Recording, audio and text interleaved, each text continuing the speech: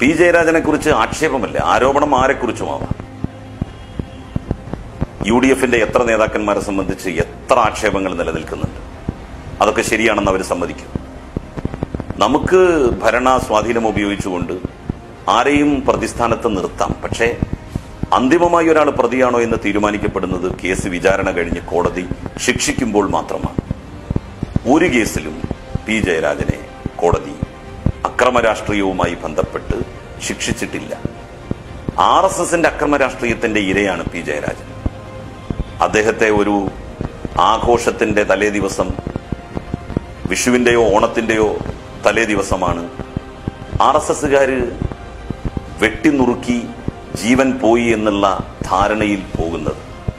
അങ്ങനെ കഷ്ണമങ്ങളായിട്ട് ചിതറിത്തെറിച്ച ശരീരം തുന്നിക്കൂട്ടി ആൾരൂപമാക്കിയതാണ് പി ജയരാജൻ എന്ന് പറയുന്ന സഖാവിനെ.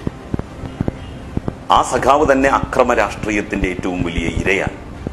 അങ്ങനെ ഒരാൾ കേരളത്തിൽ ഒരു രാഷ്ട്രീയ പാർട്ടിയിലും ജീവിച്ചിരിപ്പില്ല എന്നുള്ളതും നാം കാണേണ്ടതുണ്ട്. RSSന്റെയും BJPയുടെയും ബദ്ധശത്രുവാണ് അദ്ദേഹം. അവരുടെ ആക്രമണത്തിന് വിധേയനായിട്ടുള്ള ആളാണ് അദ്ദേഹം. ഇന്നും കൈകൊണ്ട് ചോറുണ്ണാൻ അദ്ദേഹത്തിന് കഴിയില്ല, ഭക്ഷണം കഴിക്കാൻ കഴിയില്ല.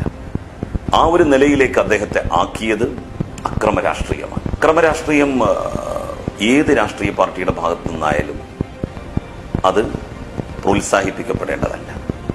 അക്രമ രാഷ്ട്രീയത്തെ വിമർശിക്കുന്നവർ, വിമർശിക്കുന്ന പൊതുമാധ്യമങ്ങൾ എന്തുകൊണ്ടാണ് കമ്മ്യൂണിസ്റ്റേതര രാഷ്ട്രീയ പാർട്ടികളുടെ അക്രമ രാഷ്ട്രീയത്തെക്കുറിച്ച് ഒന്നും പറയാത്തത്?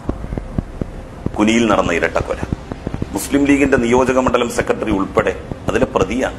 Mitra diamond boutique, Thazhepalam, Tirur. Phone 04942429 699.